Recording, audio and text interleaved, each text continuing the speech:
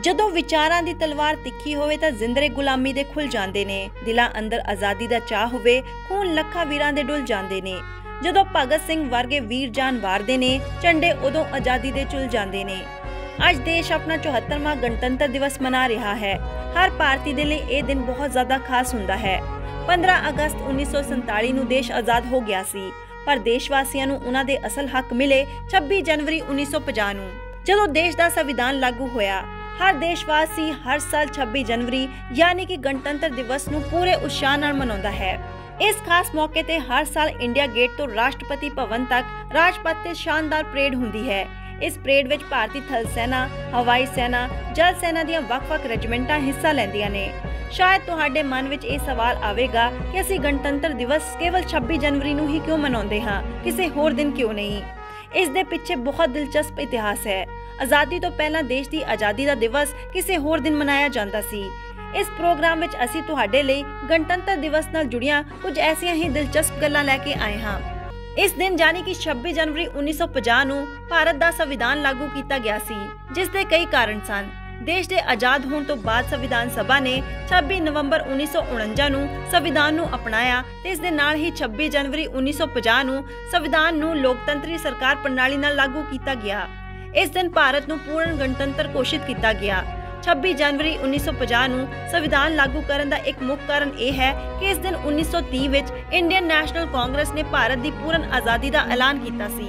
ਸਨ 1929 ਵਿੱਚ ਪੰਡਿਤ ਜਵਾਹਰ ਲਾਲ ਨਹਿਰੂ ਦੀ ਪ੍ਰਧਾਨਗੀ ਹੇਠ ਇੰਡੀਅਨ ਨੈਸ਼ਨਲ ਕਾਂਗਰਸ ਦੀ ਇੱਕ ਮੀਟਿੰਗ ਹੋਈ ਸੀ, ਜਿਸ ਵਿੱਚ ਸਰਬਸੰਮਤੀ ਨਾਲ ਐਲਾਨ ਕੀਤਾ ਗਿਆ ਕਿ ਬ੍ਰਿਟਿਸ਼ ਸਰਕਾਰ 26 ਜਨਵਰੀ 1930 ਤੱਕ ਭਾਰਤ ਨੂੰ ਡੋਮੇਨੀਅਨ ਦਾ ਦਰਜਾ ਦੇ ਦੇਵੇ।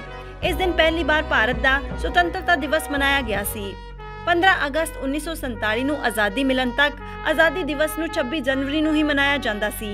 26 ਜਨਵਰੀ 1950 ਨੂੰ ਸੰਵਿਧਾਨ ਨੂੰ ਲਾਗੂ ਕੀਤਾ ਗਿਆ ਅਤੇ 26 ਜਨਵਰੀ 1930 ਨੂੰ ਪੂਰਨ ਆਜ਼ਾਦੀ ਦਾ ਐਲਾਨ ਕਰਨ ਦੀ ਇਸ ਤਾਰੀਖ ਨੂੰ ਮਹੱਤਵ ਦੇਣ ਲਈ 26 ਜਨਵਰੀ ਨੂੰ ਗਣਤੰਤਰ ਦਿਵਸ ਦਾ ਐਲਾਨ ਕੀਤਾ ਗਿਆ ਸੀ।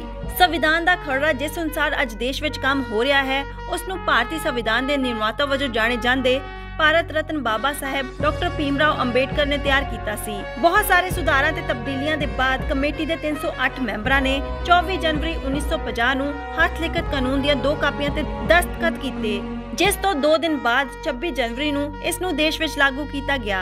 26 ਜਨਵਰੀ ਦੀ ਮਹੱਤਤਾ ਨੂੰ ਬਰਕਰਾਰ ਰੱਖਣ ਲਈ ਭਾਰਤ ਨੂੰ ਇਸੇ ਦਿਨ ਲੋਕਤੰਤਰੀ ਪਛਾਣ ਦਿੱਤੀ ਗਈ ਸੀ। 15 ਅਗਸਤ 1947 ਨੂੰ ਦੇਸ਼ ਆਜ਼ਾਦ ਹੋ ਗਿਆ ਸੀ, ਪਰ ਦੇਸ਼ ਦੀ ਆਜ਼ਾਦੀ ਦਾ ਐਲਾਨ ਹੋਣ ਤੋਂ 7-8 ਮਹੀਨੇ ਪਹਿਲਾਂ ਹੀ ਭਾਰਤੀ ਸੰਵਿਧਾਨ ਨੂੰ ਲਿਖਣ ਦੀ ਤਿਆਰੀ ਸ਼ੁਰੂ ਹੋ ਚੁੱਕੀ ਸੀ। ਇਹ ਨਵਾਂ ਸੰਵਿਧਾਨ 1935 ਵਿੱਚ ਆਜ਼ਾਦੀ ਘੁਲਾਟੀਆਂ ਲਈ ਬਣਾਏ ਗਏ ਸੰਵਿਧਾਨ ਨੂੰ ਧਿਆਨ ਵਿੱਚ ਰੱਖ ਕੇ ਬਣਾਇਆ ਗਿਆ ਸੀ। ਭਾਰਤੀ ਸੰਵਿਧਾਨ ਨੂੰ ਬਣਨ ਵਿੱਚ 2 ਸਾਲ 11 ਮਹੀਨੇ 18 ਦਿਨ ਲੱਗ ਗਏ, ਯਾਨੀ ਕਿ ਲਗਭਗ 3 ਸਾਲ। 1950 ਵਿੱਚ ਸੰਵਿਧਾਨ ਪੂਰੀ ਤਰ੍ਹਾਂ ਲਾਗੂ ਹੋ ਗਿਆ ਸੀ। 26 ਜਨਵਰੀ 1950 ਨੂੰ ਸੰਵਿਧਾਨ ਦੇ ਲਾਗੂ ਹੁੰਦੇ ਹੀ ਲੋਕਤੰਤਰ ਦੀ ਨਵੀਂ ਨੀਂਹ ਰੱਖੀ ਗਈ। ਭਾਰਤ 26 ਜਨਵਰੀ 1950 ਨੂੰ ਸਵੇਰੇ 10:18 ਤੇ ਇੱਕ ਗਣਤੰਤਰ ਦੇਸ਼ ਬਣਿਆ। ਇਸ ਤੋਂ ਠੀਕ 6 ਮਿੰਟ ਬਾਅਦ 10:24 ਤੇ ਡਾਕਟਰ ਰਾਜਿੰਦਰ ਪ੍ਰਸਾਦ ਨੇ ਭਾਰਤ ਦੇ ਪਹਿਲੇ ਰਾਸ਼ਟਰਪਤੀ ਵਜੋਂ ਸਹੁੰ ਚੁੱਕੀ। ਇਸ ਦਿਨ ਪਹਿਲੀ ਵਾਰ ਡਾਕਟਰ ਰਾਜਿੰਦਰ ਪ੍ਰਸਾਦ ਰਾਸ਼ਟਰਪਤੀ ਦੇ ਰੂਪ ਵਿੱਚ ਇੱਕ ਬੱਗੀ ਵਿੱਚ ਰਾਸ਼ਟਰਪਤੀ ਭਵਨ ਤੋਂ ਬਾਹਰ ਆਏ, ਜਿੱਥੇ ਉਹਨਾਂ ਨੇ ਪਹਿਲੀ ਵਾਰ ਫੌਜ ਦੀ ਸਲਾਮੀ ਲਈ ਤੇ ਪਹਿਲੀ ਵਾਰ ਉਹਨਾਂ ਨੂੰ ਗਾਰਡ ਆਫ ਆਨਰ ਦਿੱਤਾ ਗਿਆ। 15 ਅਗਸਤ ਨੂੰ ਦੇਸ਼ ਦੇ ਪ੍ਰਧਾਨ ਮੰਤਰੀ ਲਾਲ ਕਿਲੇ ਤੇ ਝੰਡਾ ਫਹਿਰਾਉਂਦੇ ਨੇ ਤੇ 26 ਜਨਵਰੀ ਨੂੰ ਰਾਜਪਥ ਉੱਤੇ ਦੇਸ਼ ਦੇ ਰਾਸ਼ਟਰਪਤੀ ਤਿਰੰਗਾ ਫਹਿਰਾਉਂਦੇ ਨੇ। ਇਸ ਮੌਕੇ ਤੇ ਦੇਸ਼ ਦੇ ਤਿੰਨੋਂ ਸੈਨਾ ਬਲ ਪਰੇਡ ਕਰਦੇ ਨੇ ਤੇ ਰਾਜਪਥ ਤੇ ਰੰਗਾਰੰਗ ਪ੍ਰੋਗਰਾਮ ਵੀ ਕੀਤੇ ਜਾਂਦੇ ਨੇ। ਆਖਿਰ ਰਾਜਪਥ ਤੇ ਇਹ ਗਣਤੰਤਰ ਦਿਵਸ ਕਿਉਂ ਮਨਾਇਆ ਜਾਂਦਾ ਹੈ? ਰਾਜਪਥ ਤੇ ਗਣਤੰਤਰ ਦਿਵਸ ਦਾ ਜਸ਼ਨ ਇੱਕ ਕਹਾਣੀ ਵਾਂਗ ਬਣ ਗਿਆ ਹੈ, ਪਰ ਇਸ ਬਾਰੇ ਬਹੁਤ ਘੱਟ ਲੋਕ ਜਾਣਦੇ ਨੇ ਕਿ ਪਹਿਲਾ ਗਣਤੰਤਰ ਦਿਵਸ ਇਰਵਿਨ ਸਟੇਡੀਅਮ ਦਿੱਲੀ ਵਿਖੇ ਮਨਾਇਆ ਗਿਆ ਸੀ, ਜੋ ਕਿ ਨੈਸ਼ਨਲ ਸਟੇਡੀਅਮ ਦੇ ਨਾਮ ਨਾਲ ਵੀ ਮਸ਼ਹੂਰ ਹੈ। ਉਸ ਸਮੇਂ ਸਟੇਡੀਅਮ ਦੇ ਪਿੱਛੇ ਦਿੱਲੀ ਦਾ ਪੁਰਾਣਾ ਕਿਲਾ ਸਾਫ਼ ਨਜ਼ਰ ਆ ਰਿਹਾ ਸੀ। ਉਸ ਸਮੇਂ ਪਹਿਲੇ ਰਾਸ਼ਟਰਪਤੀ ਡਾਕਟਰ ਰਾਜਿੰਦਰ ਪ੍ਰਸਾਦ ਨੇ 21 ਤੋਪਾਂ ਦੀ ਸਲਾਮੀ ਦੇ ਬਾਅਦ ਇੱਥੇ ਤਿਰੰਗਾ ਫਹਿਰਾਇਆ ਸੀ। ਇਸ ਮੌਕੇ ਭਾਰਤ ਦੇ ਪਹਿਲੇ ਪ੍ਰਧਾਨ ਮੰਤਰੀ ਪੰਡਿਤ ਜਵਾਹਰ ਲਾਲ ਨਹਿਰੂ ਵੀ ਮੌਜੂਦ ਸਨ। ਇਸ ਮੌਕੇ ਮੁੱਖ ਮਹਿਮਾਨ ਦੇ ਰੂਪ ਵਿੱਚ ਇੰਡੋਨੇਸ਼ੀਆ ਦੇ ਪਹਿਲੇ ਰਾਸ਼ਟਰਪਤੀ ਸੁਕਰਨੋ ਵੀ ਮੌਜੂਦ ਸਨ। ਪਹਿਲੀ ਵਾਰ ਤਿੰਨੋਂ ਸੈਨਾਵਾਂ ਦੇ ਮੁਖੀਆਂ ਨੇ ਆਪਣੀ ਹਾਜ਼ਰੀ ਦਿੱਤੀ, ਜਿੱਥੇ ਉਸ ਸਮੇਂ ਪਰੇਡ ਹੁੰਦੀ ਸੀ ਤੇ ਇਹ ਪਰੰਪਰਾ ਅੱਜ ਵੀ ਜਾਰੀ ਹੈ। ਸਾਲ 1955 ਵਿੱਚ ਪਹਿਲੀ ਵਾਰ ਰਾਜਪਥ ਤੇ ਪਰੇਡ ਹੋਈ ਸੀ। ਰਾਇਸੇਨਾ ਹਿਲਸ ਤੋਂ ਸ਼ੁਰੂ ਹੋ ਕੇ ਪਰੇਡ ਲਾਲ ਕਿਲੇ ਤੱਕ ਜਾ ਕੇ ਸਮਾਪਤ ਹੋਈ। ਹਰ ਸਾਲ ਭਾਰਤ ਦੇ ਰਾਸ਼ਟਰਪਤੀ ਇਸ ਮੌਕੇ ਤੇ ਤਿਰੰਗਾ ਲਹਿਰਾਉਂਦੇ ਨੇ ਤੇ ਇਸ ਮੌਕੇ ਤੇ ਕੋਈ ਨਾ ਕੋਈ ਵਿਦੇਸ਼ੀ ਮਹਿਮਾਨ ਮੁੱਖ ਮਹਿਮਾਨ ਦੇ ਤੌਰ ਤੇ ਮੌਜੂਦ ਰਹਿੰਦਾ ਹੈ। ਗਣਤੰਤਰ ਦਿਵਸ ਦੇ ਜਸ਼ਨਾਂ ਦੀ ਸ਼ੁਰੂਆਤ ਰਾਸ਼ਟਰਪਤੀ ਦੇ ਆਗਮਨ ਨਾਲ ਹੁੰਦੀ ਹੈ। ਰਾਸ਼ਟਰਪਤੀ ਆਪਣੀ ਵਿਸ਼ੇਸ਼ ਕਾਰ ਤੇ ਵਿਸ਼ੇਸ਼ ਘੋੜਸਵਾਰ ਬਾਡੀਗਾਰਡਸ ਦੇ ਨਾਲ ਆਉਂਦੇ ਨੇ। ਰਾਸ਼ਟਰਪਤੀ ਦੇ ਵਿਸ਼ੇਸ਼ ਘੋੜਸਵਾਰ ਬਾਡੀਗਾਰਡਸ ਦਾ ਕਾਫਲਾ ਉਹਨਾਂ ਦੀ ਕਾਰ ਦੇ ਚਾਰੋਂ ਤਰਫ ਚੱਲਦਾ ਹੈ। ਰਾਸ਼ਟਰਪਤੀ ਵੱਲੋਂ ਤਿਰੰਗਾ ਫਹਿਰਾਉਣ ਦੇ ਸਮੇਂ ਉਹਨਾਂ ਦੇ ਵਿਸ਼ੇਸ਼ ਘੋੜਸਵਾਰ ਬਾਡੀਗਾਰਡ ਸਮੇਤ ਉੱਥੇ ਮੌਜੂਦ ਸਾਰੇ ਲੋਕ ਸਾਵਧਾਨ ਦੀ ਮੁਦਰਾ ਵਿੱਚ ਖੜੇ ਹੋ ਕੇ ਤਿਰੰਗੇ ਨੂੰ ਸਲਾਮੀ ਦਿੰਦੇ ਨੇ। ਇਸ ਦੌਰਾਨ ਬੈਂਡ ਦੀ ਧੁਨ ਤੇ ਰਾਸ਼ਟਰੀ ਗੀਤ ਵੀ ਵਜਾਇਆ ਜਾਂਦਾ ਹੈ ਤੇ ਇਸ ਦੌਰਾਨ 21 ਤੋਪਾਂ ਦੀ ਸਲਾਮੀ ਦਿੱਤੀ ਜਾਂਦੀ ਹੈ। ਇਹ ਸਲਾਮੀ ਅਸਲ ਵਿੱਚ ਭਾਰਤੀ ਸੈਨਾ ਦੀਆਂ 7 ਤੋਪਾਂ ਦੇ ਨਾਲ ਦਿੱਤੀ ਜਾਂਦੀ ਹੈ, ਜਿਨ੍ਹਾਂ ਨੂੰ ਪੌਂਡਰਸ ਕਿਹਾ ਜਾਂਦਾ ਹੈ। ਹਰ ਤੋਪ ਦੇ ਨਾਲ 3 ਰਾਉਂਡ ਫਾਇਰਿੰਗ ਹੁੰਦੀ ਹੈ, ਜਿਸ ਕਰਕੇ ਇਹਨਾਂ ਦੀ ਗਿਣਤੀ 21 ਹੋ ਜਾਂਦੀ ਹੈ। ਇਹ ਤੋਪਾਂ ਸਨ 1941 ਵਿੱਚ ਬਣੀਆਂ ਸਨ ਤੇ ਇਹਨਾਂ ਨੂੰ ਸੈਨਾ ਦੇ ਔਪਚਾਰਿਕ ਪ੍ਰੋਗਰਾਮਾਂ ਵਿੱਚ ਸ਼ਾਮਿਲ ਕਰਨ ਦੀ ਰਵਾਇਤ ਹੈ।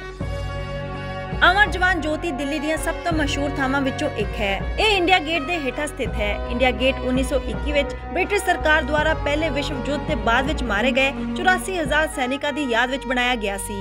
3 ਦਸੰਬਰ ਤੋਂ 16 ਦਸੰਬਰ ਤੱਕ 1971 ਵਿੱਚ ਭਾਰਤ ਤੇ ਪਾਕਿਸਤਾਨ ਵਿਚਾਲੇ ਜੰਗ ਹੋਈ ਸੀ।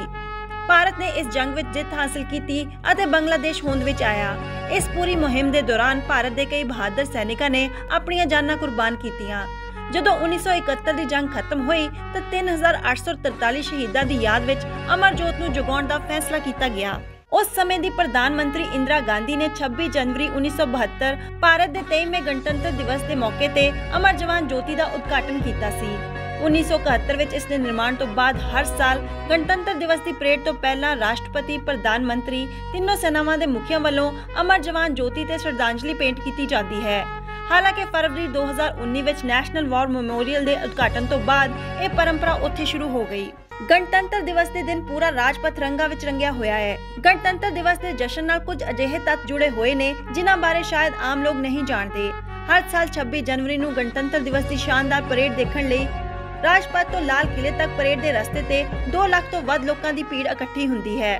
ਇਸ ਵਿੱਚ ਰਾਸ਼ਟਰਪਤੀ ਤੇ ਪ੍ਰਧਾਨ ਮੰਤਰੀ ਤੋਂ ਲੈ ਕੇ ਸੈਨਾ ਦੇ ਜਨਰਲ ਤੱਕ ਹਰ ਕੋਈ ਸ਼ਾਮਿਲ ਹੁੰਦਾ ਹੈ। ਹਰ ਸਾਲ ਇਸ ਮੌਕੇ ਤੇ ਕੇਂਦਰ ਸਰਕਾਰ ਵੱਲੋਂ ਭਾਰਤ ਸਮੇਤ ਕਈ ਦੇਸ਼ਾਂ ਤੋਂ ਮਹਿਮਾਨਾਂ ਨੂੰ ਵਿਸ਼ੇਸ਼ ਤੌਰ ਤੇ ਸੱਦਿਆ ਜਾਂਦਾ ਹੈ। ਖਾਸ ਗੱਲ ਇਹ ਹੈ ਕਿ ਕੜਾਕੇ ਦੀ ਠੰਡ ਦੇ ਬਾਵਜੂਦ ਲੋਕ ਪਰੇਡ ਦੇਖਣ ਲਈ ਸਵੇਰੇ 4-5 ਵਜੇ ਤੋਂ ਹੀ ਪਹੁੰਚਣਾ ਸ਼ੁਰੂ ਹੋ ਜਾਂਦੇ ਨੇ। ਸਾਲ 2015 ਵਿੱਚ ਅਮਰੀਕਾ ਦੇ ਰਾਸ਼ਟਰਪਤੀ ਬਰਾਕ ਓਬਾਮਾ ਵੀ ਭਾਰਤ ਦੇ ਗਣਤੰਤਰ ਦਿਵਸ ਦੀ ਪਰੇਡ ਦੇਖ ਚੁੱਕੇ ਨੇ। ਕਿਸੇ ਅਮਰੀਕੀ ਰਾਸ਼ਟਰਪਤੀ ਦੇ ਇਤਿਹਾਸ ਵਿੱਚ ਪਹਿਲੀ ਵਾਰ ਬਰਾਕ ਓਬਾਮਾ ਨੇ ਇੰਨੇ ਲੰਬੇ ਸਮੇਂ ਤੱਕ ਰਾਜਪਥ ਉੱਤੇ ਹੋਏ ਇਸ ਜਨਤਕ ਸਮਾਗਮ ਵਿੱਚ ਸ਼ਿਰਕਤ ਕੀਤੀ। 26 ਜਨਵਰੀ ਦੀ ਪਰੇਡ ਵਿੱਚ ਸ਼ਾਮਿਲ ਹੋਣ ਤੋਂ ਪਹਿਲਾਂ ਸਾਰੇ ਦਲ ਕਰੀਬ 600 ਘੰਟੇ ਅਭਿਆਸ ਕਰਦੇ ਨੇ। ਸਾਰੇ ਦਲ ਪਰੇਡ ਦੀ ਤਿਆਰੀ ਲਈ 7 ਮਹੀਨਾ ਪਹਿਲਾਂ ਤੋਂ ਹੀ ਤਿਆਰੀ ਸ਼ੁਰੂ ਕਰ ਦਿੰਦੇ ਨੇ। ਪਹਿਲਾਂ ਪਰੇਡ ਵਿੱਚ ਸ਼ਾਮਿਲ ਸੈਨਾ ਦੀਆਂ ਟੁਕੜੀਆਂ ਆਪਣੀ ਰੈਜੀਮੈਂਟ ਦੇ ਨਾਲ ਅਲੱਗ-ਅਲੱਗ ਅਭਿਆਸ ਕਰਦੀਆਂ ਨੇ ਤੇ ਫਿਰ ਦਸੰਬਰ ਵਿੱਚ ਇਹ ਸਾਰੀਆਂ ਟੁਕੜੀਆਂ ਦਿੱਲੀ ਵਿੱਚ ਇਕੱਠੇ ਅਭਿਆਸ ਕਰਦੀਆਂ ਨੇ। ਸ਼ਕਤੀ ਪ੍ਰਦਰਸ਼ਨ ਦੀ ਪਰੇਡ, ਜਿਸ ਵਿੱਚ ਟੈਂਕ, ਹਥਿਆਰ, ਬਖਤਰਬੰਦ ਵਾਹਨ ਸ਼ਾਮਿਲ ਨੇ, 10 ਪੜਾਵਾਂ ਵਿੱਚ ਪੂਰਾ ਕੀਤਾ ਜਾਂਦਾ ਹੈ। 26 ਜਨਵਰੀ ਤੋਂ ਪਹਿਲਾਂ ਪਹਿਲੀ ਫੁੱਲ ਡਰੈਸ ਰਿਹਰਸਲ ਅਤੇ ਸਮਾਰੋਹ ਦੌਰਾਨ ਹੋਣ ਵਾਲੀ ਪਰੇਡ ਰਾਜਪਥ ਤੋਂ ਲਾਲ ਕਿਲੇ ਤੱਕ ਮਾਰਚ ਕਰਦੀ ਹੋਈ ਜਾਂਦੀ ਹੈ।